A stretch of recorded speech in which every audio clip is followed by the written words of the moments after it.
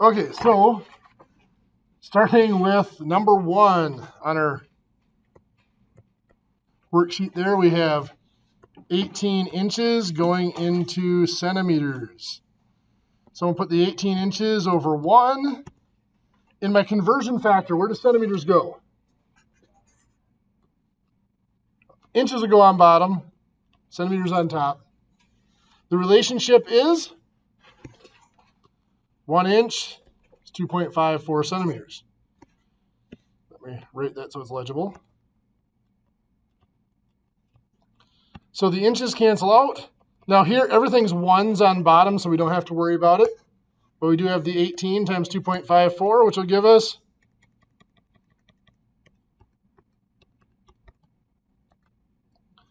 45.72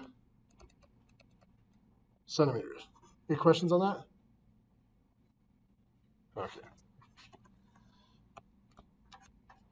Number 2.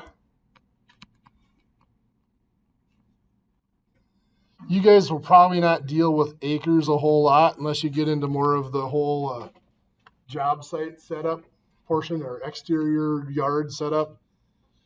But it's a good conversion for us. 0.8 acres, put it over 1. In my conversion factor, what goes where?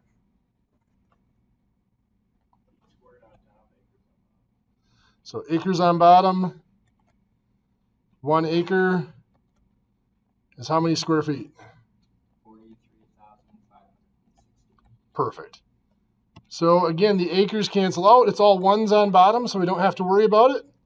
We have 0.8 times 43,560 is 34,848 square feet.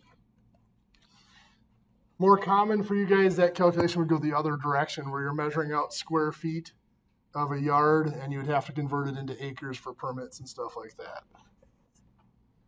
Did I show you guys where the 43,560 square feet for an acre came from?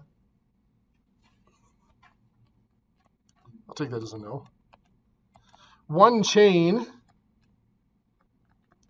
is 66 feet or 4 rods.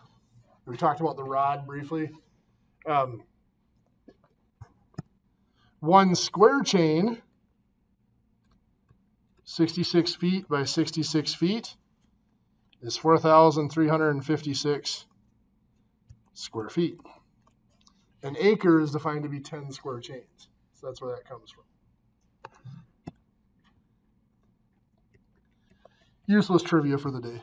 That's how I remember that number. If I ever forget it, I just do 66 squared and add the 0 to it. Number 3, 7 liters going into gallons. So liters go on bottom, gallons on top. What's my conversion factor? What's my relationship?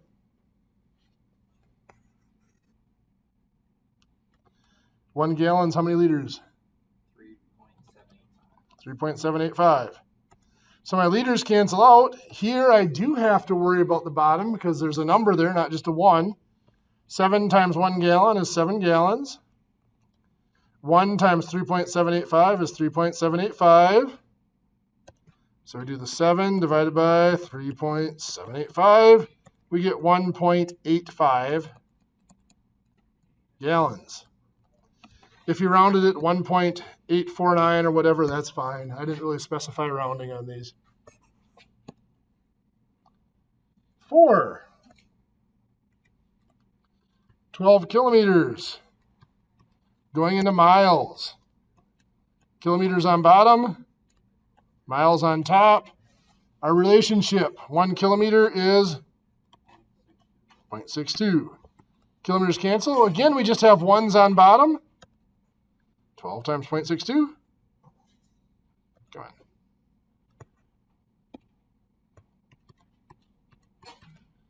Gives us 70 or 7.44 miles. Number 5. 4 rods going into feet. So rods on bottom. 1 rod is how many feet? 16.5. So rods cancel out. That's 64 feet over 1. 64 feet. Or not 64. 66. 66 feet. Any questions on those so far? Number 6 is one that comes up a lot for me because I teach the medical math course as well. Everything in medicine is now in kilograms, no longer in pounds. So going from 45 pounds into kilograms, a relationship there. The kilogram's actually bigger. 1 kilogram is 2.2 pounds. You might find spots where they go 2.204 or whatever. 2.2 is kind of the standard. So here again, we're not going to have 1 on bottom. We have 45 times 1 kilogram is 45 kilograms on top. On bottom, 1 times 2.2 is 2.2. So 45 divided by 2.2 gives us 20.45.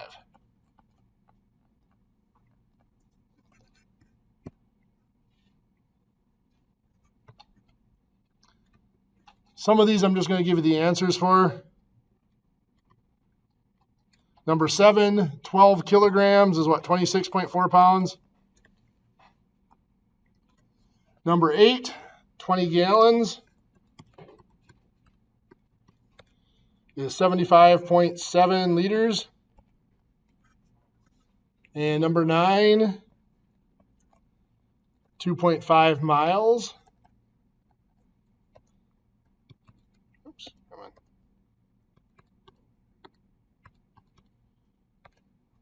4.03 kilometers. Any questions on those? 10. 14 inches squared. Okay, this one we will go over. 14 square inches going into square centimeters. So my conversion factor will have square inches on bottom and square centimeters on top. Inch is larger, so that's going to be our 1. However, it's not going to be 2.5 on or 2.54 on top because these are not inches and centimeters. It's square inches and square centimeters. So what goes on top is we take the linear conversion factor, 2.54 centimeters in an inch, and what do we do to it? Multiply it by itself or square it. 6.4516. If you round it to 6.45, that's just fine. So the inches, square inches cancel out. 14 times the 6.4516 is 90.32 centimeters squared. How many of you had that one? That's one of the trickier ones on here. So any questions on what I did there? How I got the 6.4516? Okay. Number 11.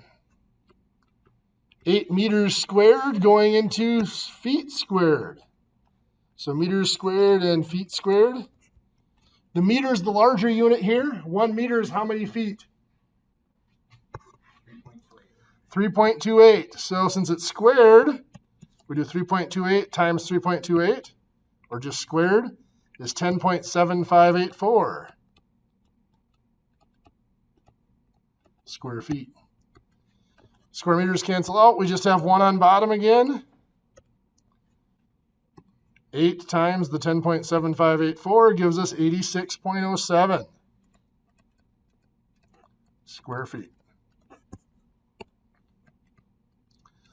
This is the type of conversion I can see you guys needing more often because so many of the things are going to become rated in per square inch or per square centimeter, per square meter. And you've got old ratings that are per square foot, per square inch. So being able to make those conversions. 3 chains equals how many feet?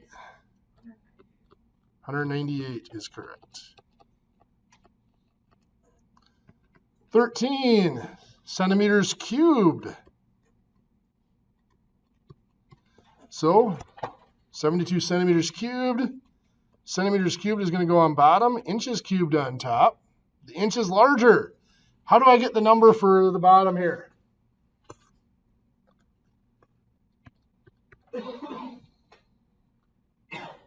2.54 centimeters in an inch. times 2.54 times another 2.54, or we can just go to the power of 3, 16.387. So first of all, any questions as to where that number just came from? Move this out of the way. Where that 16.387 came from. That's just the 2.54 centimeters an inch cubed, or 2.54 times 2.54 times 2.54. Centimeters cubed goes away. 72 times 1 cubic inch, 72 cubic inches. 1 times 16.387 is 16.387. Then we have to divide that out.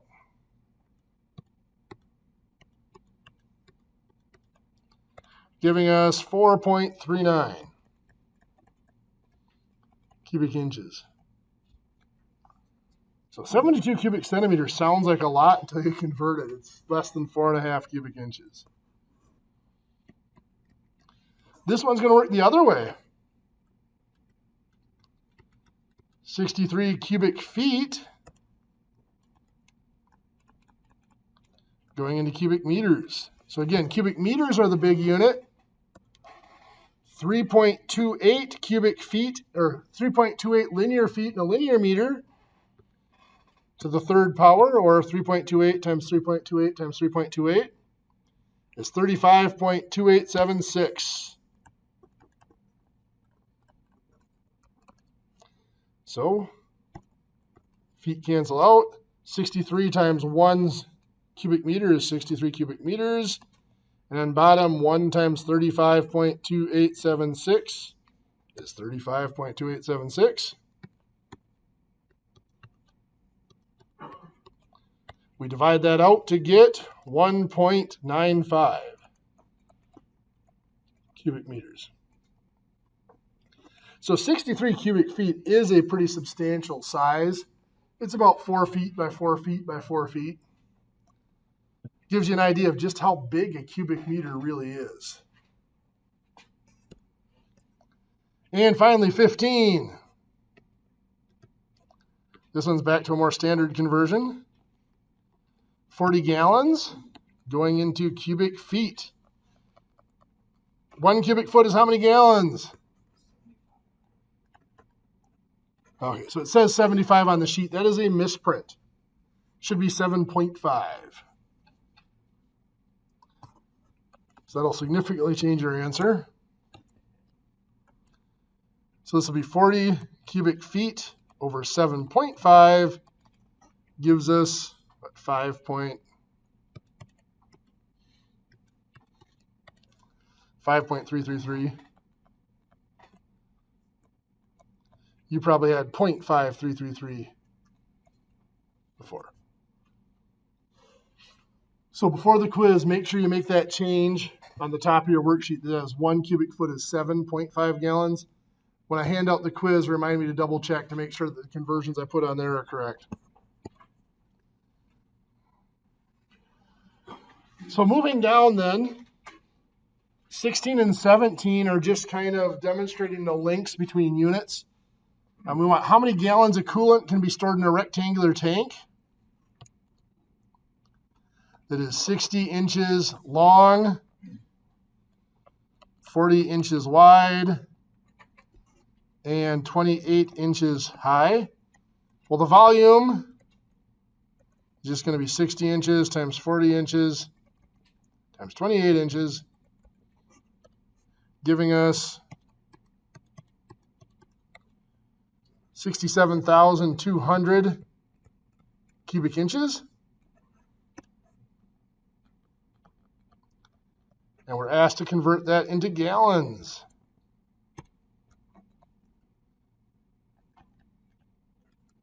So a gallon is how many cubic inches?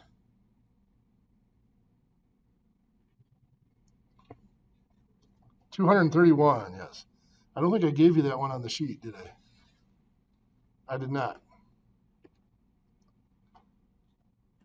So yes, 1 gallon is 231 cubic inches. So that comes out to be the 67,200 divided by 231, giving us 290.91 gallons.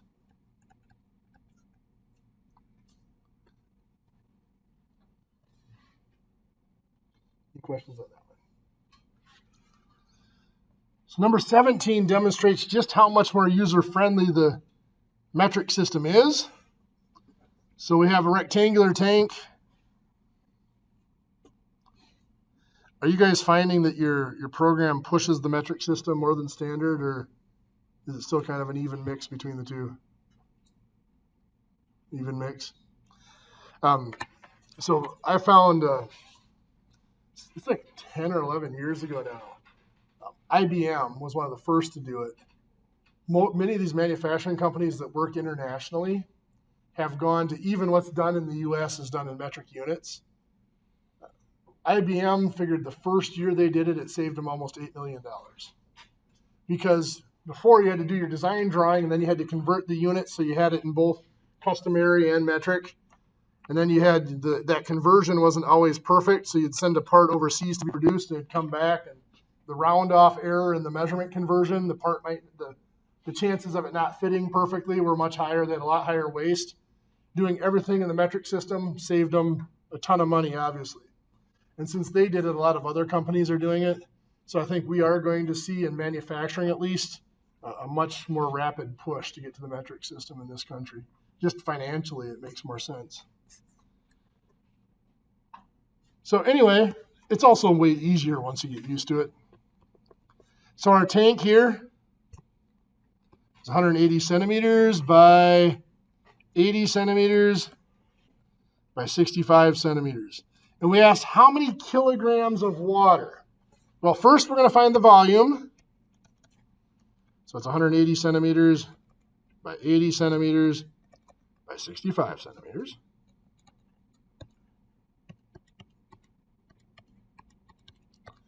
Giving us 936,000.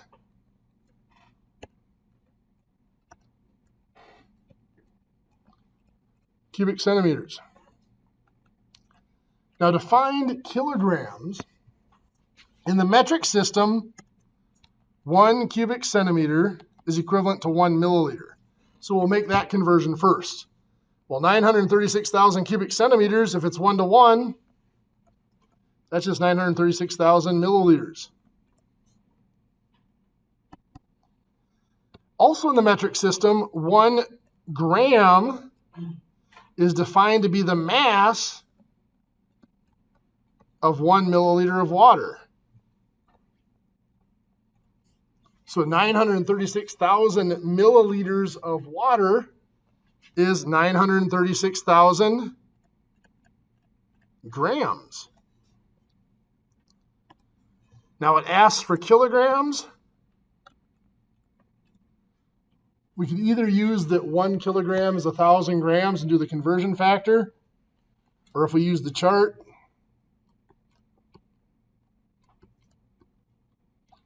to get from grams to kilograms is 3 spots to the left on the chart. Move the decimal point 3 spots. That's 936 kilograms. So it's really a convenient conversion from volume to capacity to mass in the metric system.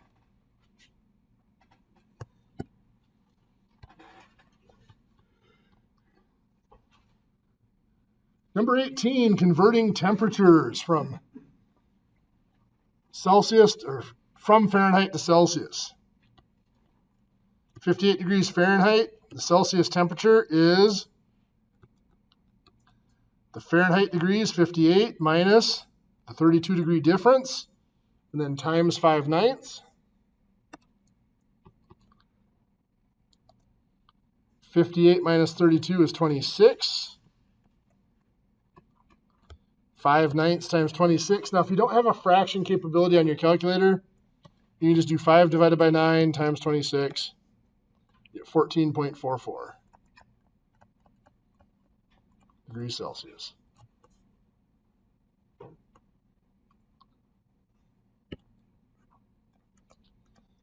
So realistically, I'm not going to write out that whole formula every time. The process is you subtract 32 and then you take that difference times the 5/9. So for 120 degrees, I subtract 32. Now this is the important part. Before you multiply, you have to hit enter and then times the 5/9. So times 5 divided by 9. Gives us 48.89 degrees Celsius for the 120. Oops. That's 18B, by the way. For C, negative 10 degrees Fahrenheit. Converting that over. Well, again, we start with negative 10. Make sure you know what the negative button is on your calculator. Some people just try to do the minus. That doesn't work so well. Usually gives you an error, depending on your calculator. Negative 10 minus 32, hit equals, gives us negative 42. Times the 5 divided by 9 is negative 23.33.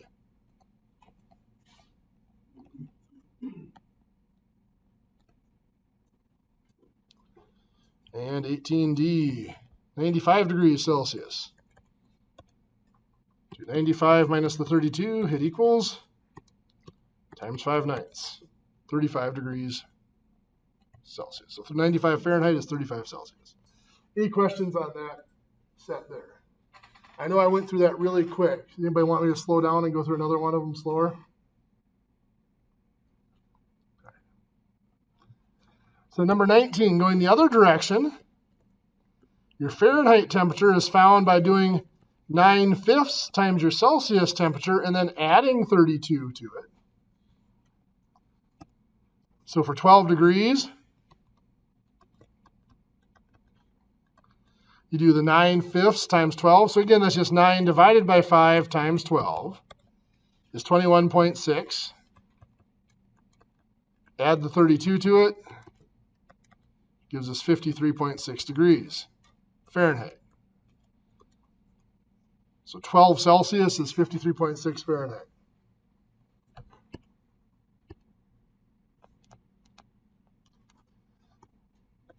So this process then is you're multiplying by the 9/5, then adding the 32.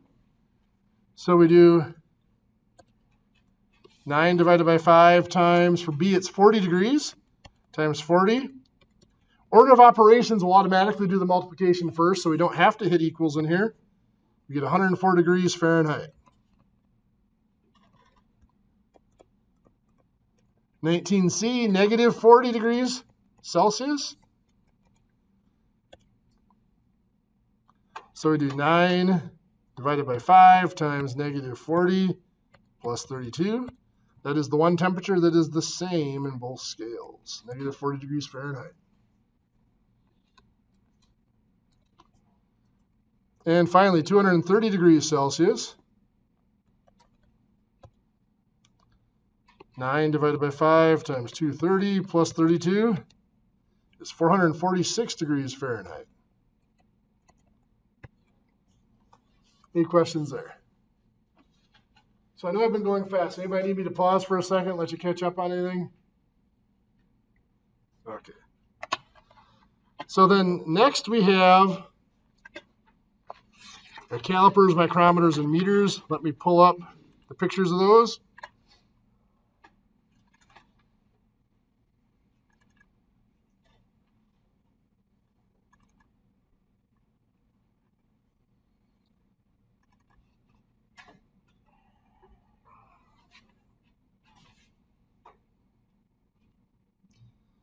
So number 20. First of all, inch or millimeter? Inch. So what's our reading?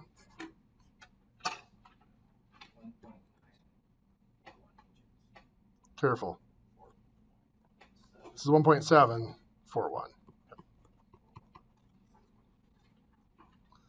21? Are we past the 1? Yeah, we've just passed 0, so we've passed that mark. And we're not to that one yet, so it's 1.006. Good. A lot of people miss at least one of those zeros in there. This one's still an inch one. What do we get? 2.156 inches. Good. Now, I didn't require you to do the vernier. Anybody read it for fun?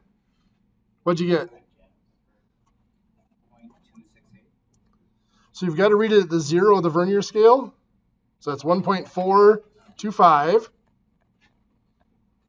And then what's lining up here looks like, what'd you guys pick? The 17, 18, 19? I'd say maybe the 18. So 1.443. So if you're 1.443, 1.442, 1.444, you're okay there. There's a reason the vernier is not used anymore, because there is always that question of which one of the lines is closest to lined up. You'll never be quizzed on that in here, for me, by the way. I don't know if has Bob mentioned vernier stuff yet at all? Okay. Oh, sure. I'm your biggest problem at the moment. Number 24. Now remember, the tricky part about the millimeter calipers is the main scale is actually centimeters. So this is 3 centimeters, which is actually 30 millimeters. So this is at how much? 1, 2, 3, 4. Have we passed the 4 yet? No, we're not quite to 0 yet. So that is 33.94 on the dial. 25. Have we passed the 2? Yeah, and technically, that, of course, that's a 20.01 millimeters. When we go from the inch to the millimeter, the problem people usually have is the decimal placement. Make sure you keep track of that on the inch one, the decimal, we have 2 numbers on the main scale. The decimal is between those 2 numbers.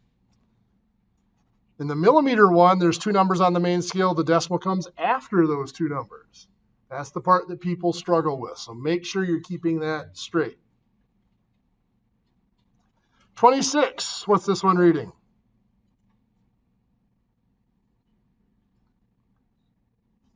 57.58 millimeters. Then, of course, the vernier. So that's at 32 there, where the 0's at. The vernier scale, which one lines up there?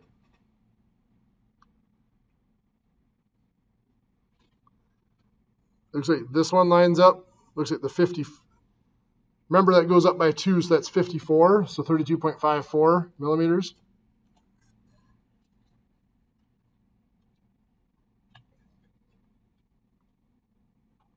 Any questions on the metric calipers?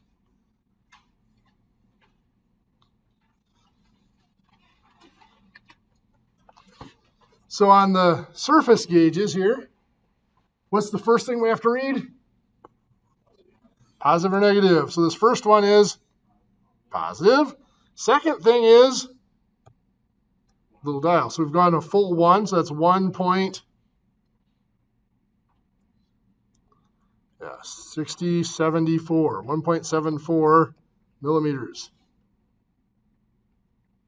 The second one, direction, it's negative. From the dial here,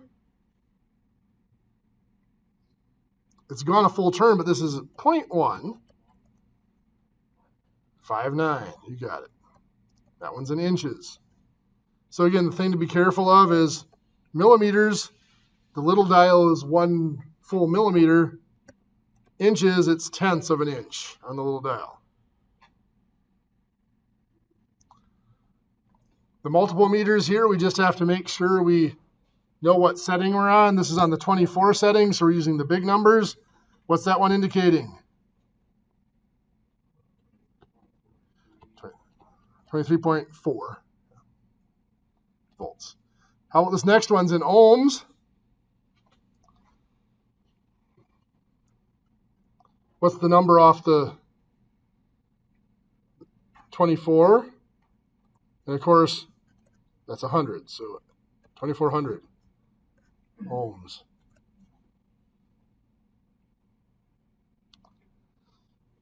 Questions and so far on those?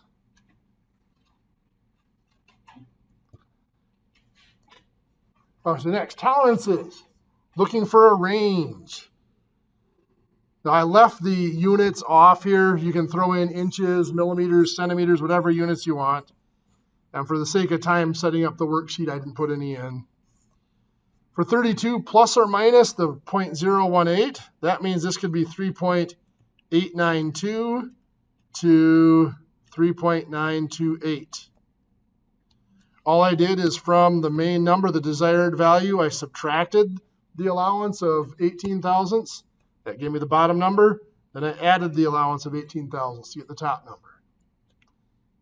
The next one, 0.245 plus or minus 0.009. So that's 0.236 to 0.254. Any questions there?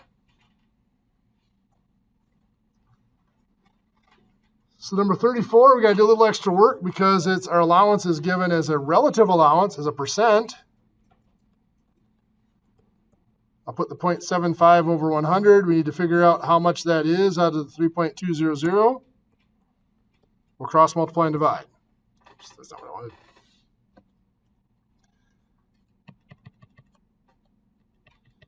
So 0.75 times 3.2 divided by 100.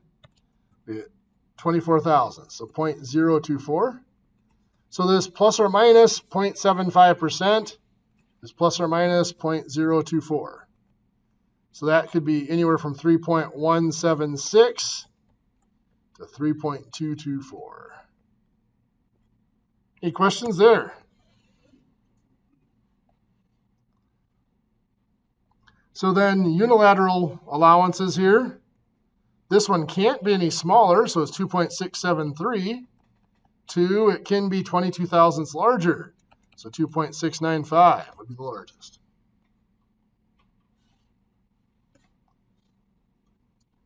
$36, it can be smaller by 36 thousandths, so 1.304. 2, it cannot be larger, so 1.340 again. Any questions on those? Cool. For these, find the desired value and the allowance. There's a couple of ways we can go about this. I'm going to find the allowance first.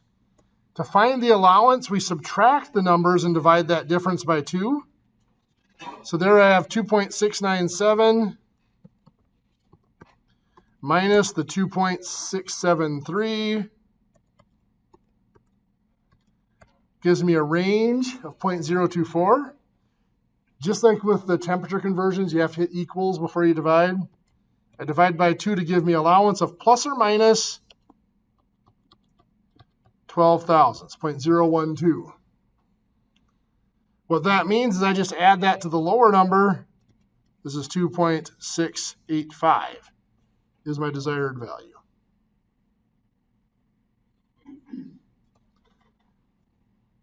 $38, do the same thing. If I subtract those, I get 0.038. I divide that by 2, I get 0.019. I add that, I get 1.008 for my desired value. 39, I subtract those, I get 0.048. I divide, I get 0.024. I add that lower number, I get 1.342 is my desired value. Any questions on those? Okay. 40 through 42, 40 through 44, changing them to an absolute. For 28, I need to find 0.25%. Now you could either do what I did on the first one, 0.25 over 100 equals blank over 2.800, cross multiply and divide. Or you could just do 2.8 times 0.0025, changing the 0.25% into a rate or decimal. So that's plus or minus 7 thousandths of a unit.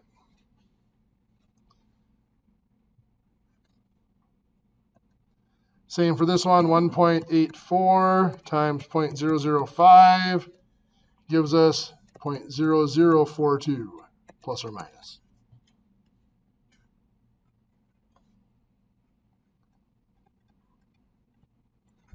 The 3.2, we already did that one up above. That's plus or minus 0.024.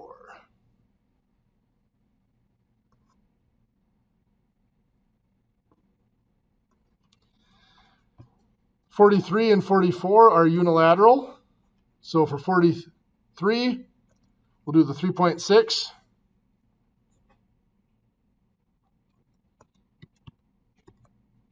times 0.0025 gives us, we're going to be plus 9 thousandths.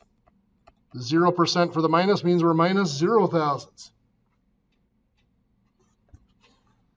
44 is just the opposite. We're plus 0 thousandths because of the 0%. That one is minus 9 thousandths. Any questions there?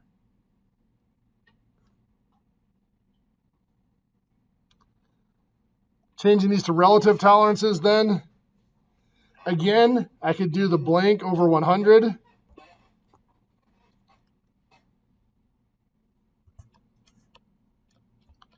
Equals my allowance of 0.0135 over my desired value of 1.8.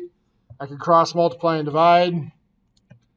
100 times 0.0135 divided by 1.8 gives us 0.75%.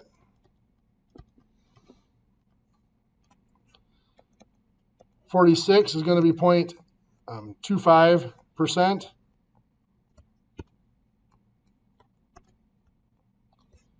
$47 is 0.5%. Any questions there? Did you get the same answers? Or? You just divide them out, move the decimal point?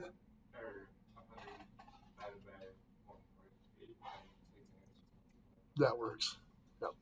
It does the same thing, just did the operations in different order. Yep. That'll always get you the same spot. Okay. 45 through 61 here. We're going to do a few of these together, and then I'm just going to pull up the answer sheet for you so you can check your answers. Just because these take a while. So 45 feet per second is 45 feet over 1 second. We want to change the feet to miles. So I'm going to put feet on bottom so they cancel out. 1 mile is 5,280 feet. The feet have canceled out. But we also want to cancel out the seconds. I'm going to put seconds on top. You could go from seconds to minutes and minutes to hours. I'm going to cheat. I know that 1 hour is 60 times 60, or 3,600 seconds. The seconds cancel out. So now on top, I would multiply the 45 times 3,600 is 162,000 miles. On bottom, 1 times 5,280 times 1 hour is 5,280 hours. Then we have to divide that. The 162,000 times 5,280 is 30.68 miles per hour. Bless you. Pints per minute going into gallons per hour. 1.6 pints in 1 minute. Let's get rid of the pints. We'll go to gallons. 1 gallon is 4 quarts or 8 pints. Again, you could have gone from pints to quarts and then from quarts to gallons if you wanted to go 2 steps. Pints cancel out. Minutes on top. 60 minutes in 1 hour. Minutes cancel out. Rather than multiplying them out, I'm going to do this. You got 1.6 times 1 gallon times 60. Then I'm going to divide by the bottom is just the 8. So that is 12 gallons per hour. So I'm going to do 50 and 51 because they involve some nonlinear measurements. So for 50, 0.92 ounces per square inch. We'll get rid of the ounces first. Ounces are going to pounds. 1 pound is 16 ounces. So we got rid of the ounces. So next is the tricky part again. We're getting rid of the square inches. They're going on top, turning them into square feet. 1 square foot is how many square inches? 144. Good. 12 by 12. So on top, I have 0.92 times 144, giving us 132.48 pounds. On bottom, I just have the 16. That's in square feet, so I divide by the 16.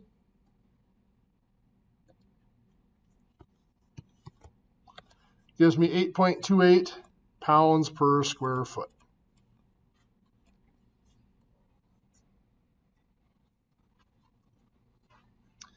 $51.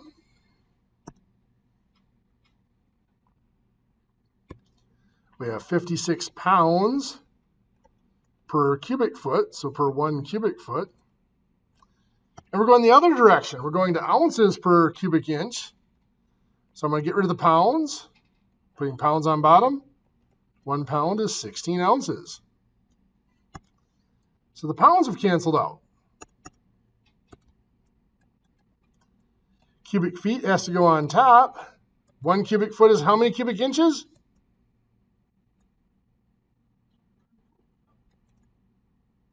You got to do another 12. 12 times 12 times another 12 is 1728. So on top, we got the 56 times 16 and then divided by the 1728. We get 0.52 ounces per cubic inch.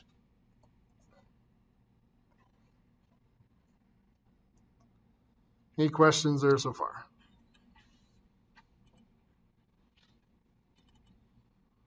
Oops, that's not what I want.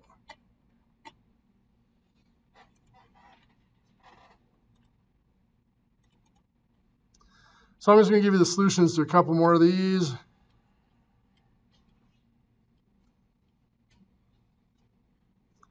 So the next line,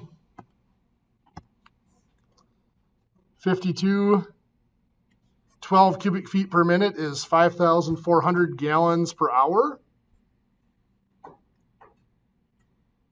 63 centimeters per second is 226.8 kilometers per hour. Now I'm going to jump back to the blank here to do 54 and 55.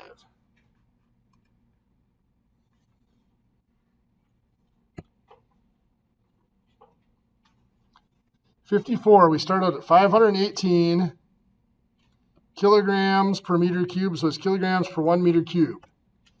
Now, since these are both metric, we do not have to use the conversion factor. We can just move the decimal points. Kilograms to grams, I have my main unit of grams, decagrams, hectograms, and kilograms. From kilograms to grams is 3 spots to the right. So I move my decimal point 3 spots to the right. That becomes 518,000 grams. Meters cubed to centimeters cubed. So I've got meters, decimeters, and centimeters. On the chart, from meters to centimeters is only 2 spots to the right, but it's cubed, which means every spot on the chart is how many decimal places? 3. If it's squared, it's 2 places. If it's cubed, it's 3 places. So we do the 2 spots on the chart times the 3 gives us 6 decimal places. So 1 meter cubed is 1 million centimeters cubed. Then we divide that out.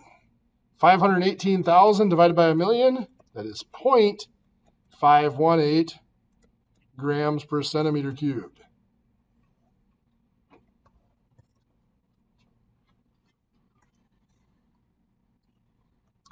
55. 19.2 milligrams per millimeter squared, so over 1 millimeter squared. Again, we just need to move decimal points. We're going the other direction now, though, from milligrams to grams.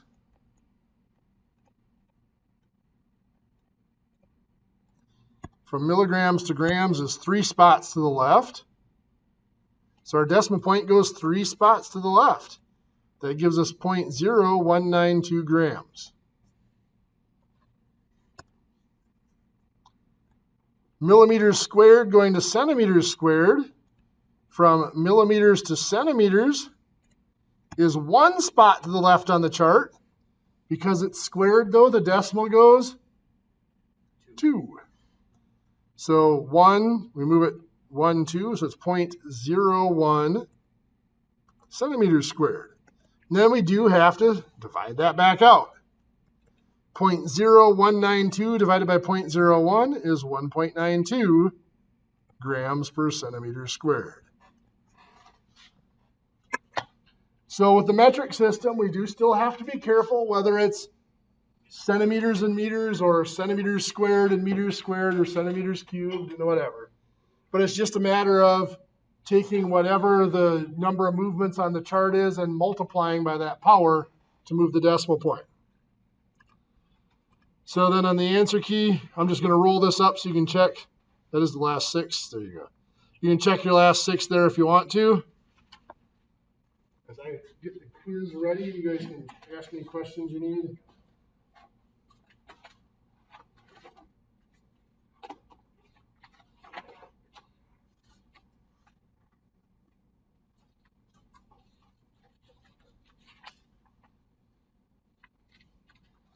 Pass the quiz out and answer questions after you get the quiz.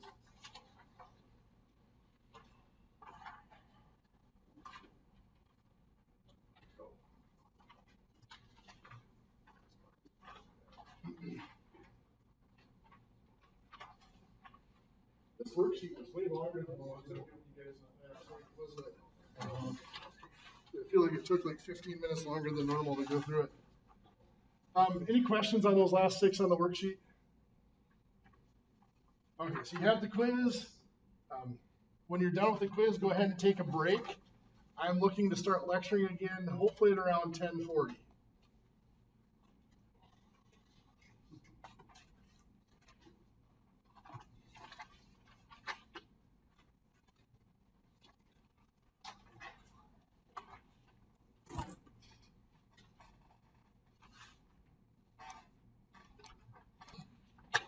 So we got about a half an hour to cover a lot of stuff. The machining unit is just a lot of math in particular. I could do a full semester on it if I needed to. Easily do 6 weeks worth of these classes. The next topic we're going to kind of hack at here is trigonometry. Just to show hands, how many of you have a little bit of experience with trig? That helps. So in trig, we're dealing with right triangles mostly. All we're going to apply it to in here is right triangles. And so this little box here, that square in the corner is a square corner. That indicates that that's a right angle. And when we're dealing with a triangle, a right triangle, we have 3 sides. One of those sides is called the hypotenuse. And it is the side that is across from the right angle, or it's the side that doesn't touch the right angle. You can see these 2 sides here make the right angle, or they touch the right angle. Well, they're not the hypotenuse. It's the other side that's the hypotenuse. The 2 sides that make the right angle are called legs. So a right triangle has 2 legs. Depending on which of the non-right angles we're looking at. So angle C here is a right angle. We need to have a right angle in the triangle. That's about all we care about. The other 2 angles are the ones we're going to focus on. So depending on which one we're looking at, here I'm going to look at angle A. So that little arc there is indicating that I'm looking at that angle. The 2 legs then get classified by their relationship to that angle. Angle B touches, or sorry, side B touches the angle That is called the adjacent side. Adjacent means next to or touching. Side A is across from, what's that? Oh, it squeaks. Side A is across from the angle. It is opposite of the angle. It is the opposite side, or the opposite leg. If I were to change the angle I was looking at, if I were to look up here at angle B, well, then this would be the adjacent leg, and this would be the opposite leg. So you have to be careful about that. It's reference to what angle we're looking at, not just the pure positioning in the triangle. Don't get stuck into the one on the side on the bottom is always the adjacent side, because we might be looking at the other angle. Our trig functions,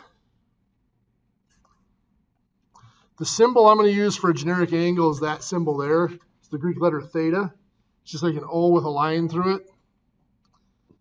The sine of an angle is the ratio of lengths of the opposite side over the hypotenuse.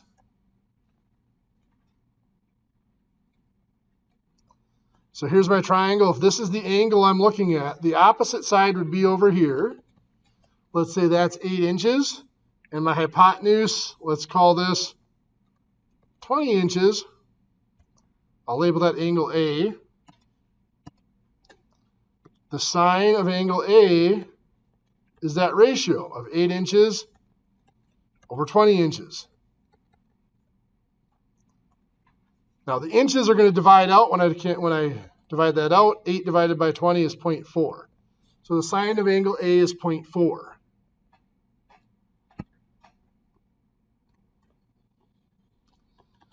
The cosine of an angle is the ratio of the adjacent side divided by the hypotenuse.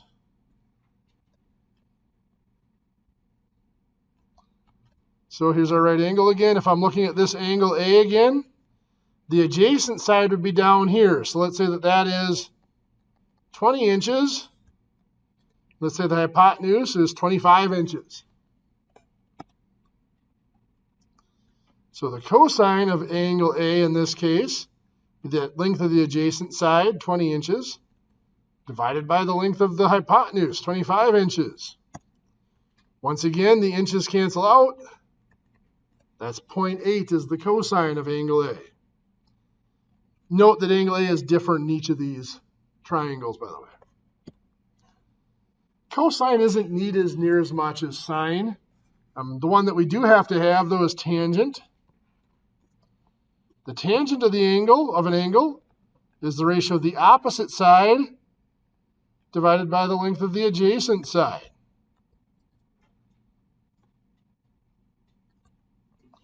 So if there's my right angle and I'm dealing with angle A again, this is 3 inches and this is 4 inches. The tangent of angle A is the opposite side of 3 inches divided by the length of the adjacent side of 4 inches. Inches cancel out. 3 divided by 4 is 0.75. So the tangent of that angle is 0.75.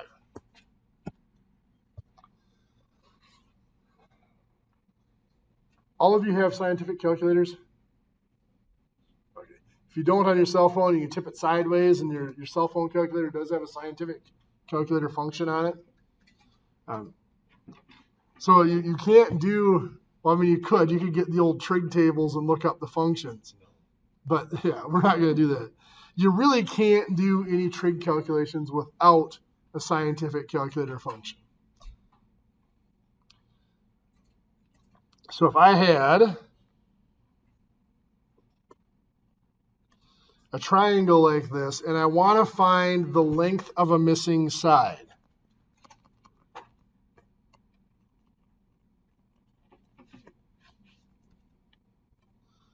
if I know the angle, let's say I know that this is 38 degrees here, and I happen to know that this side over here is 11 inches long, and I want to know the hypotenuse. So the first thing I have to do is I have to identify the side that I have and the side that I'm trying to find. Well, from this angle here, and I'll just label it angle A, the 11 inches is what side? The opposite side. And of course, X is the hypotenuse. So we have the opposite. We're trying to find the hypotenuse. The trig function for that is sine. Sine of an angle is opposite over hypotenuse. Now I plug in what I know. The angle itself is 38 degrees. The opposite side is 11 inches. The hypotenuse is X. That's what we're trying to find.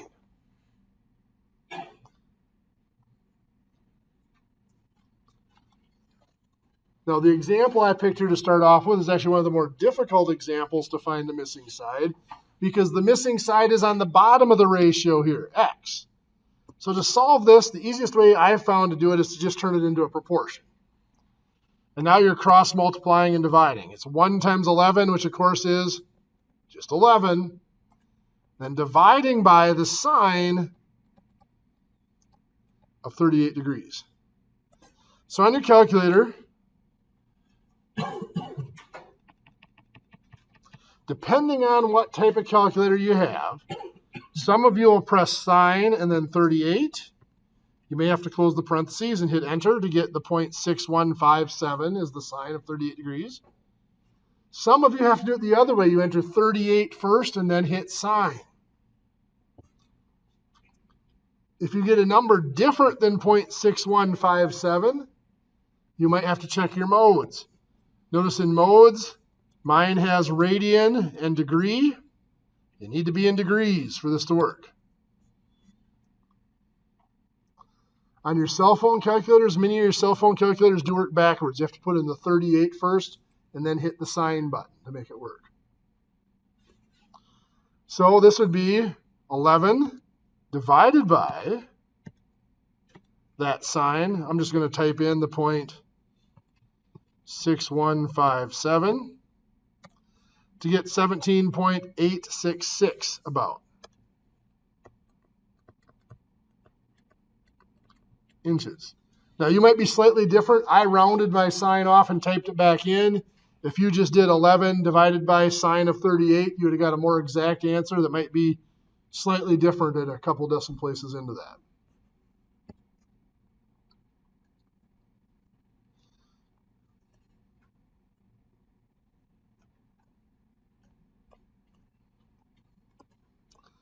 So I'm going to let my angle A be down there this time. I am going to have this side given as 8 inches. And I'm trying to find that side. So again, from angle A, the 8 inches that I have, what side is that?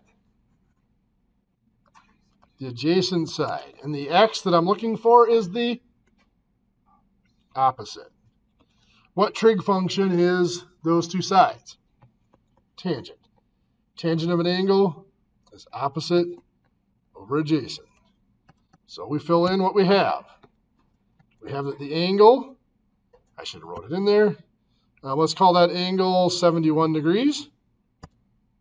So angle 71 degrees. The opposite side is X, that's what we're looking for. The adjacent side is 8 inches.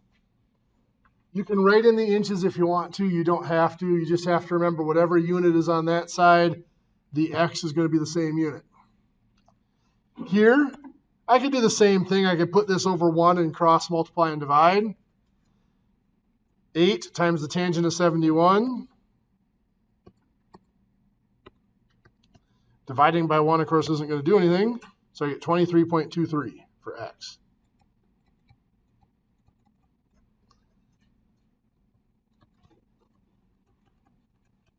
Of course, that's inches. If I need to find a missing angle,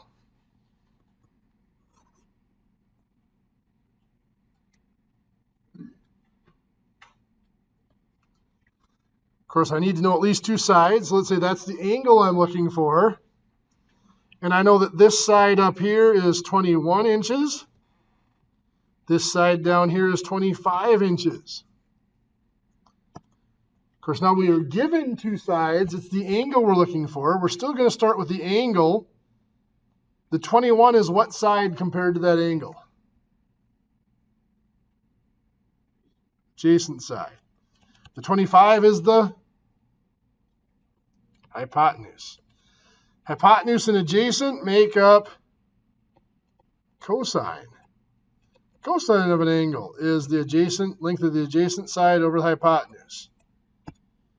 Now we put in our information. This time we're missing the angle. It's angle A that we're looking for. The adjacent side of 21 over the hypotenuse of 25. So you can see here,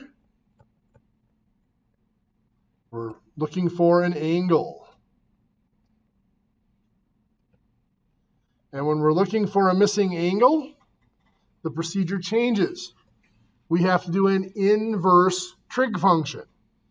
On many of your cell phone calculators, there's a second key or an INV key that you press. Your calculators, it would just be a second or a shift key. So this is the angle A is going to be the inverse cosine of that ratio of 21 divided by 25. Now again, on most of your cell phones, you'd have to do 21 divided by 25, hit equals, and then do the inverse cosine. If you have a calculator, you can just do second cosine for inverse cosine. 21 divided by 25 can be in parentheses, and it spits out 32.86 degrees. Anybody having problems getting any of these calculations to work on what you have for a calculator? Yeah. Do you have your cell phone on you?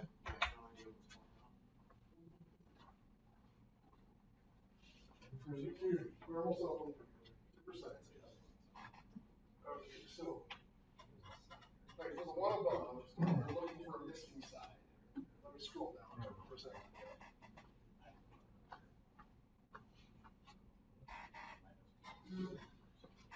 So for this one, looking for a missing side. So we have the tangent of 71 equals x over 8.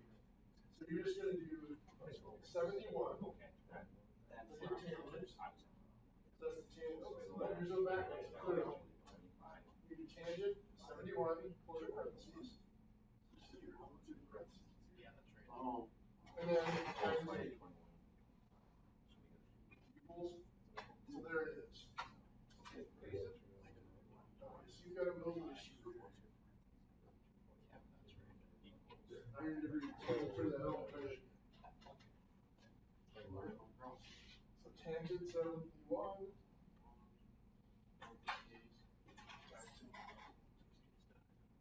That's much better. Okay. So now let's do this next one. You do inverse cosine. So I am over there. Cosine. And then you're going to do 21 divided by 25.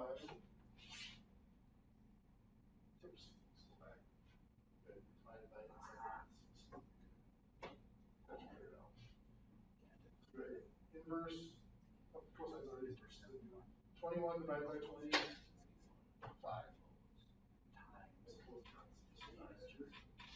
there you go. That's 32.86 degrees. Everybody else getting the word? That's actually one of the better cell phone calculators. Most of the cell phone calculators use a reverse where you get the angle first, then the trig function. So that's one of the easier ones to use. That helps. Anybody else have issues with the calculator? Okay. So like I said, normally I'd love to spend an hour, hour and a half just going over the trig functions and working with them, but we got to get some applications in here in the next 13 minutes. So, yeah, that's a happy thought. So let's look at just a basic angle application. Let's say we have a 42-inch high loading dock. And we have a 12-foot plank that we're going to set up here. Assuming that the very end of the plank sits at the very corner of the loading dock. We need to know what this angle is here. We're assuming it's properly anchored. We're in physics world now where everything's ideal. Now, the first thing we need for any of these trig functions to work, all of our lengths have to be in the same units. So 12 feet is going to get changed into how many inches? 144. Now, according to this angle here, I'm just going to call that angle A again. The 42 is what side? Opposite. The 144 is hypotenuse. That is the sine. Sine of an angle, opposite over hypotenuse. Plugging in the information we have, we do not know the angle. That's angle A that we're looking to find. Opposite side is 42, and the hypotenuse is 144. So how do we solve this?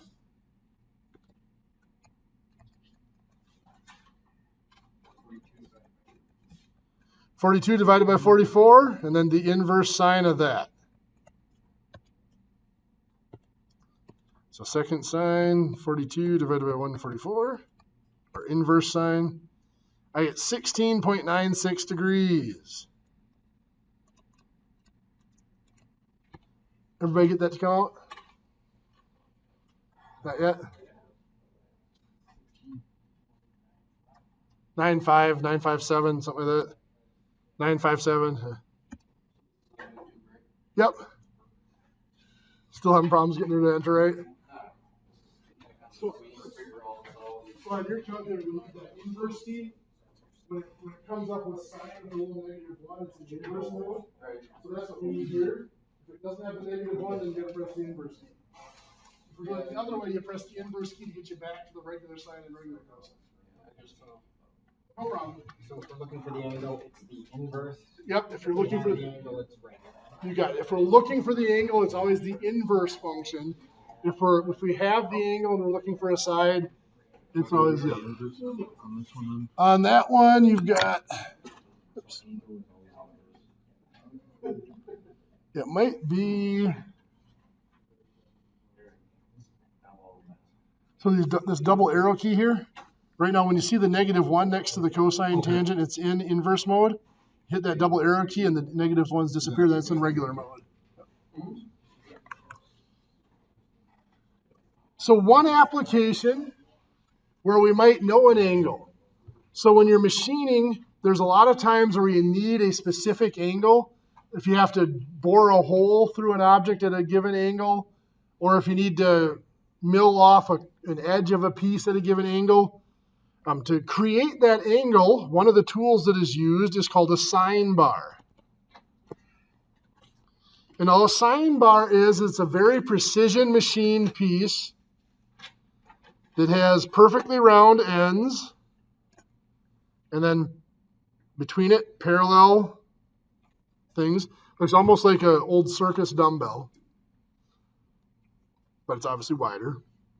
And then you use gauge blocks to build up a very precise height here. So the right triangle that we're looking at is actually right here. This is the height. It goes over to where it contacts here and there. That's our hypotenuse across there. But of course, this surface here is going to be exactly parallel to that hypotenuse. So this angle here is the angle that we want to construct. So let's say that we want that angle to be constructed at exactly 41 degrees. The sine bar, there's two of them that I've seen. They might make longer ones. Is machined to have a very precise distance from center to center of those round ends of either exactly 5 inches or exactly 10 inches. They're usually machined to within a 10,000th of that size. Most of them that I've seen are 10 inches because 5 inches is just too small to have much of a surface to work on. So you set this sine bar. I said it's usually wide and flat with those rounded ends. Using your gauge blocks to lift it up to that precise angle that you want, we need to know how big these gauge blocks have to be. Have you guys worked with gauge blocks at all? Anybody that hasn't seen them? They're just little, there's a little set you get that's got blocks. They're down to, again, a 10,000th of an inch. You stack them up to make a precise height. You use them for calibrating or for, in this case, creating a height for an angle. So what we have here, we know our angle. The 10 inches is what side compared to that angle? Hypotenuse. And the x that we're trying to find is opposite. The reason this is called the sine bar is because the sine is always the opposite over hypotenuse. We always have the hypotenuse because either the 10 inches or the 5 inches are the sine bar, and the opposite side is that gauge block that we're building up. So here we put in 41 degrees for the angle. The opposite side is what we're trying to find, and our hypotenuse is 10 inches. So if I had to, I put that over 1. Now here we know the angle, so we're going to use the regular function. So this is the one, if it says -1 next to your sine or cosine, you need to switch modes to get it back to regular mode. So it's going to be the sine of 41 degrees times 10.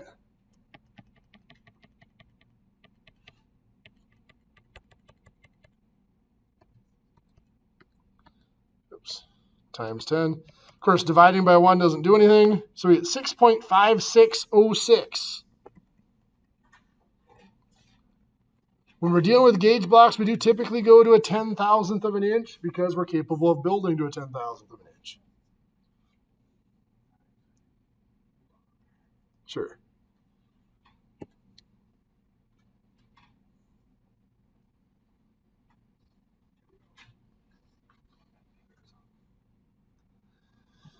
That's why I refuse to use the cell phone calculator, because my fingers hit too. If I don't have a physical key to hit, it's really tough for my fingers to hit the right key on them.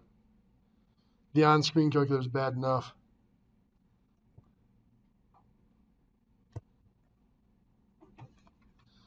So one of the things you deal with a lot when you're machining is a taper.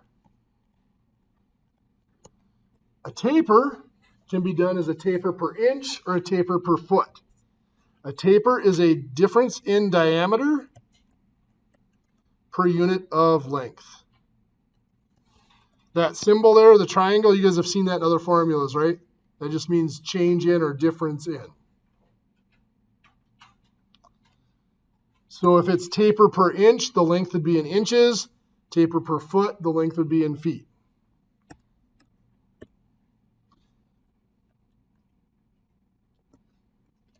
So let's say that the large diameter here is 0.876 inches.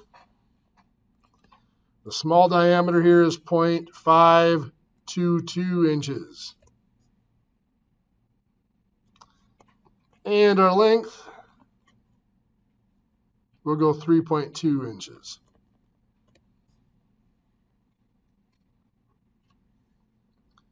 First thing we can calculate here is something called the offset.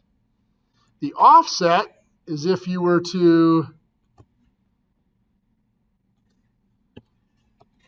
apologize for my horrible, if I could draw a straight line, is if you were to take the smaller circle and project it through the taper, the offset is how far it would be from where the edge of the small circle is to the outside of the bigger circle, the bigger diameter. So the offset is found by subtracting the diameters, big diameter minus little diameter, and dividing by 2, because this side over here is going to be the same size.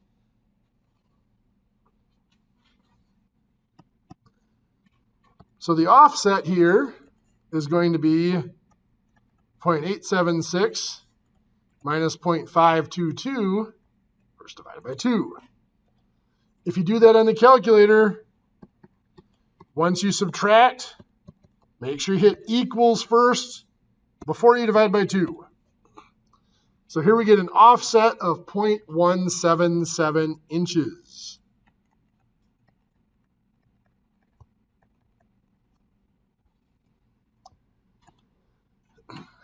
So this brings us to the next trig application we're going to do, and that is the offset angle.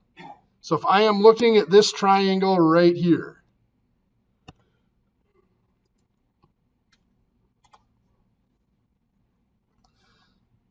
that is a right angle there. This is the 0.177 inches.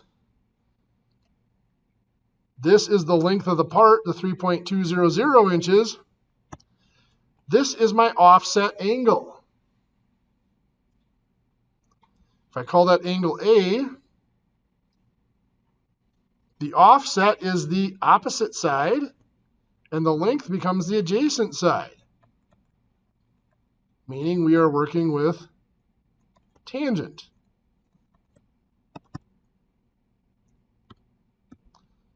So once again, when we plug in numbers here, we are missing the angle. We have the 0.177 for the opposite side, 3.200 for the adjacent side.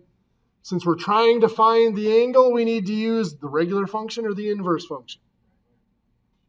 If we know the angle, we use the regular function. If we're finding the angle, inverse. So it is the tangent inverse, or inverse tangent, of the 0.177 divided by the 3.2.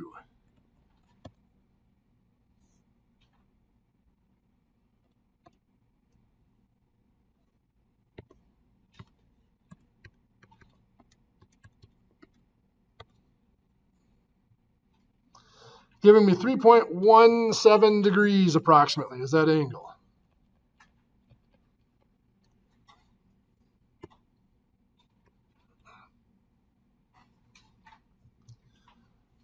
I realize we're right at 11:30, but I'm going to take about 2 or 3 more minutes of your time because the next one is one I think you really need to see. Threading becomes a big deal. Any questions? I'm sure there's a lot of questions there so far, but any big questions there so far that you want me to go back over before we move on? Okay. So threading. I apologize for my horrible drawings, but for the sake of time,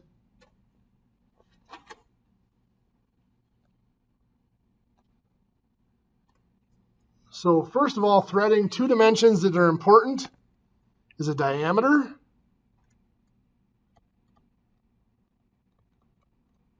if we list like a 3/8 inch bolt, what we are giving is something called the major diameter, which is to the outside of the threads. The minor diameter would be to the inside of the threads.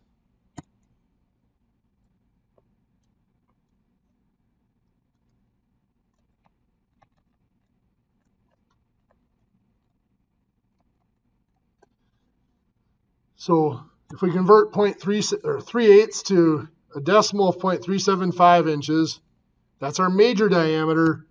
Let's just say we have a minor diameter of 0.335 inches. We'll keep this simple for now.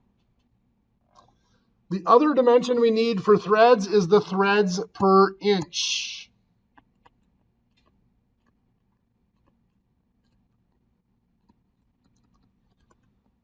Let's say that this is, well, 3/8 would normally be a 16, so 16 threads per inch. TPI, threads per inch. What that means is there's 16 threads in 1 inch. The distance from the peak of one thread to the peak of the next thread is a 16th of an inch.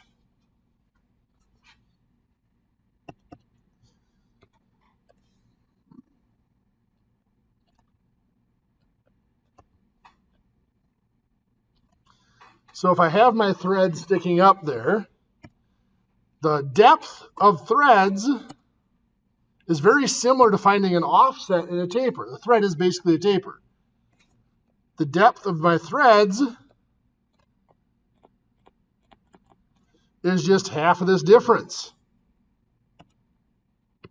So the difference in diameter, 0.375 minus 0.355 divided by 2 gives me what, 0.010 inches is my depth of threads.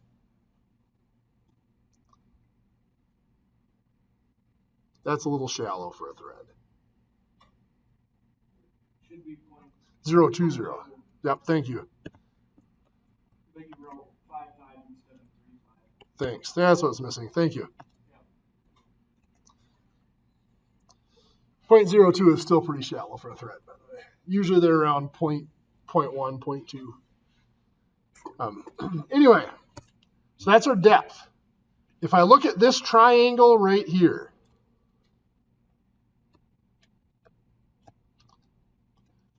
so this depth from here to here is that 0.02 inches. This width across here is a 1/16 of an inch, 0.0625 inches. I just did 1 divided by 16 to make it a decimal. When I'm dealing with trig, I have to have right angles. One trick to create a right angle, if we have an isosceles triangle, so isosceles just means these two sides are the same, we can run it up to the middle of the other side. Cut the isosceles triangle in half. This has to make a right angle, which means this side here is just half of that, or 0.03125 inches. So that gives me a right triangle here, where this is 0.03125 inches, this is 0.02 inches. That's a right angle. We're going to find this angle here. I'll call that A. What we have is the opposite and adjacent side, so it's going to be tangent.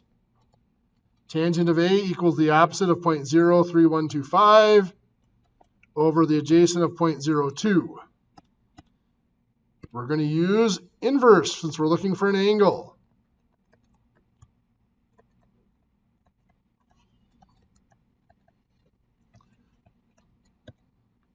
So second tangent.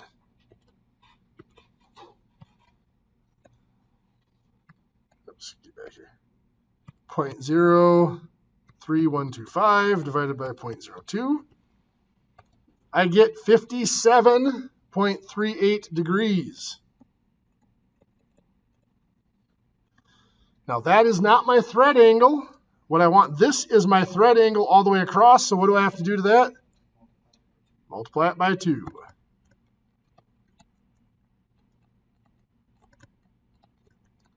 So I get 114.76 degrees is the angle inside the threads. Should be the same angle up at the peak of the threads too, by the way. Okay, I've gone 5 minutes over. I apologize for taking extra time. Enjoy your lunch. If you need to hand in the quiz yet later, like I said, just drop it in room 162. Otherwise, I'll have this posted for you at some point. Is anybody interested?